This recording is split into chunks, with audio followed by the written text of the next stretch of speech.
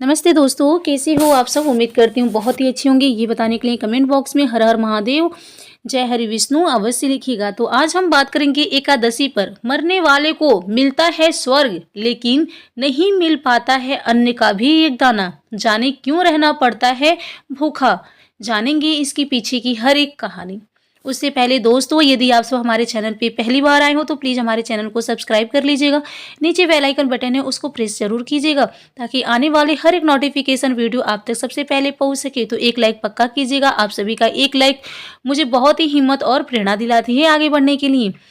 तो इस दिन भगवान विष्णु की विधिवत रूप से पूजा अर्चना और पितरों के नाम का श्रद्धा व दान करने का विशेष महत्व है। एकादशी के मौके पर आज हम आपको बताएंगे कि आखिर एकादशी के दिन स्वर्ग लोक पहुंचने वाली आत्मा को भूखा क्यों रहना पड़ता है। पितृपक्ष चल रहे हैं और इन दिनों पितरों के नाम का श्रद्धा कर्म दान और तर्पण करने का विधान भी माना गया है। तो जो भी पितृपक्ष में दान करता है उसके लिए बेहद शुभ होता है। और साथ ही शास्त्रों व पुराणों के अनुसार पितृपक्ष में पितरों के नाम का श्रद्धा कर्म करने से पितृ प्रसन्न हो जाते हैं और पितृदोष से भी मुक्ति मिलती है। गरुड़ पुराण के अनुसार एकादशी का व्रत रखने वाले व्यक्ति की अगर मृत्यु एकादशी के दिन हो जाए तो उसकी आत्मा सीधे स्वर्ग लोक में जाती है और व्यक्ति जन्म मरण के बंधन से मुक्त होकर मोक्ष को प्राप्त करता है। लेकिन एकादशी के दिन मृत्यु होने वाली आत्मा को स्वर्गलोक में भूखा रहना पड़ता है। आइए जानते हैं क्यों रहना पड़ता है, आखिर ऐसा क्यों है। परिजनों के बीच भटकती हैं आत्मा। गरुड़ पुराण समेत अन्य पुराण में बताया गया है कि जब किसी व्यक्ति की मृत्यु हो जाती है तो यमदूत उस आत्मा को अपने साथ यमलोक लेकर जाते हैं, जहां उसके पास पाप वो पुण्य के कर्मों का लेखा जोखा होता है। फिर 24 घंटे बाद ही आत्मा को उसके घर वापस छोड़ देते हैं। यमदूत द्वारा छोड़े जाने के बाद मृत व्यक्ति की आत्मा अपने परिजनों के बीच भटकती रहती है और परिजनों को पुकारती है, लेकिन उस आत्मा को कोई नहीं सुन सकता है। परिजनों के रोते बिलखते देखकर आत्मा फिर से अपने शरीर में प्रवेश करने की कोशिश करती है, लेकिन यमदूत के पासे में बंधे होने के कारण आत्मा ऐसे नहीं कर पाती। इसलिए एकादशी के दिन आत्मा को करना पड़ता है भूखा। एकादशी के दिन जिस व्यक्ति की मृत्यु हो जाती है वो सीधे स्वर्ग लोक में जाती है, लेकिन उनको वहां पर इस दिन भूखा ही रहना पड़ता है। गरुड़ समेत अन्य पुराण के अनुसार एकादशी के दिन स्वर्ग समेत सभी लोकों में भंडारा बंद रहता है, जिसकी वजह से इस दिन आत्मा को इस दिन भूखा ही रहना पड़ता है। इस दिन स्वर्ग लोक में सभी एकादशी का व्रत करते हैं। हालांकि व्यक्ति से जुड़े पाप व पुण्य के लेखा जोखा समेत सभी कार्य किए जाते हैं, लेकिन इस दिन भोजन किसी को नहीं मिलता है। स्वर्ग लोक की तरह बैकुंठ धाम में भी भंडारा बंद रहता है और भगवान विष्णु व माता लक्ष्मी समेत बैकुंठ धाम में रहने वाले सभी एकादशी का व्रत करते हैं। साथ ही मोक्षा एकादशी का महत्व।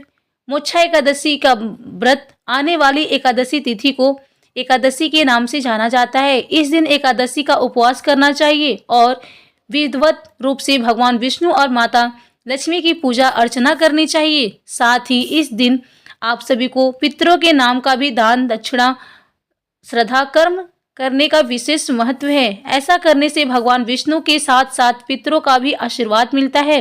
धार्मिक मान्यताओं के अनुसार मोक्षा एकादशी का व्रत करने और पितरों की पूजा करने से 7 पीढ़ियों के पितृ को हो जाते हैं, तृप्त हो जाते हैं और परिवार में सुख शांति और समृद्धि बनी रहती है। जन्म मरण के बंधन से मुक्ति हो जाते हैं व्यक्ति। गीता में बताया गया है कि माह के 30 दिनों को चंद्र के घटने व बढ़ने के अनुसार 15-15 दिन में बांटा गया है। 15 दिन में शुक्ल पक्ष और 15 दिन को कृष्ण पक्ष कहते हैं। जब चंद्रमा बढ़ने लगता है तो उसको शुक्ल पक्ष और जब चंद्रमा घटने लगता है तो उसको कृष्ण पक्ष कहते हैं। शुक्ल पक्ष में अंतिम दिन पूर्णिमा तिथि आती है और वहीं कृष्ण पक्ष में अंतिम अमावस्या तिथि आती है। शास्त्रों में बताया गया है कि शुक्ल पक्ष के 15 दिन देवताओं के दिन माने जाते हैं और वहीं पे कृष्ण पक्ष में 15 दिन पितरों के दिन माने जाते हैं। देवताओं के दिन को उत्तरायण और पितरों के दिन को दक्षिणायन काल कहते हैं। गीता में बताया गया है कि जिस व्यक्ति की देवताओं के दिनों में यानी शुक्ल पक्ष में मृत्यु हो जाती है, वे जन्म मरण बंधन से मुक्त हो जाते हैं। और वहीं उनकी पितरों के काल यानी कृष्ण पक्ष की मृत्यु हो जाती है तो उसका जन्म फिर से पृथ्वी पर होता है।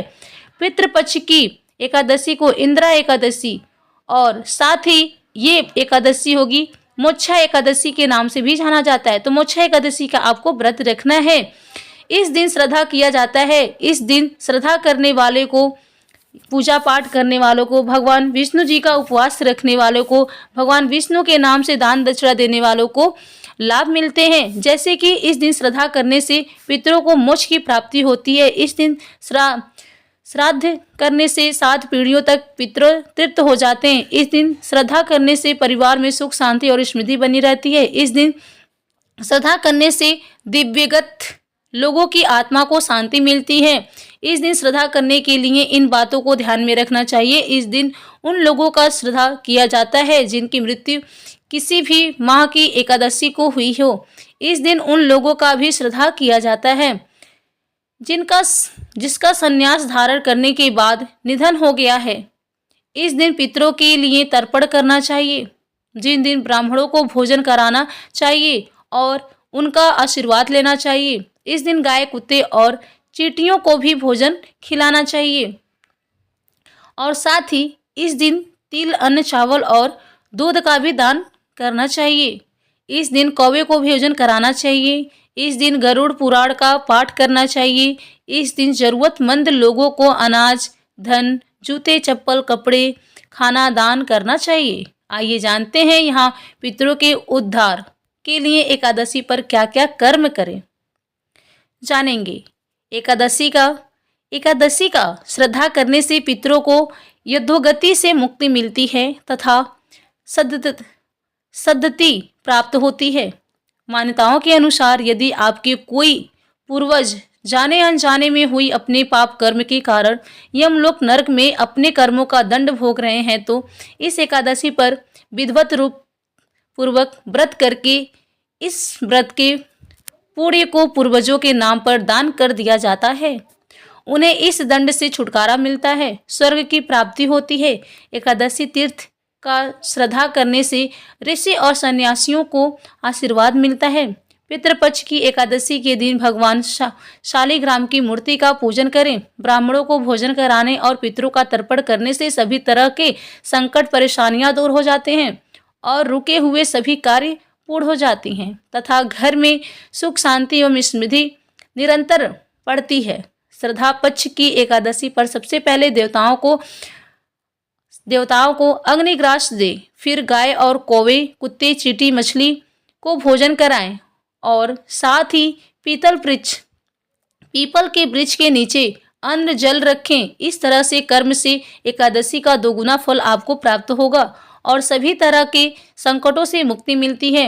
अश्विन कृष्ण पक्ष एकादशी का श्रद्धा करने वाले निरंतर ऐश्वर्य की प्राप्ति होती है। एकादशी तिथि को संन्यास लेने वाले व्यक्तियों को श्रद्धा करने की परंपरा है। इस दिन एकादशी व्रत करना रखा जाता है, अतः इस बार मोक्षा एकादशी का व्रत रखा जाएगा। एकादशी तिथि के दिन श्रद्धा का दान करना चाहिए।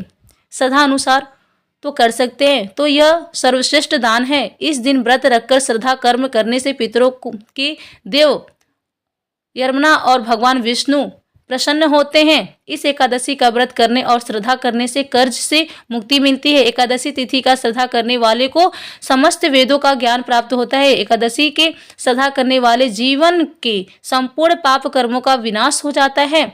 इस दिन पूजा करके आप जाने अनजाने में हुई आपने पाप कर्मों से छुटकारा भी पा सकते हैं। जय श्री कृष्ण। दोस्तों, आपको यह जानकारी कैसी लगी कृपया कमेंट करके ज़रूर बताएं। वीडियो पसंद आया हो तो लाइक करें और ऐसी ही और भी बहुत सारी कहानियों को सुनने के लिए चैनल को सब्सक्राइब करें। धन्यवाद।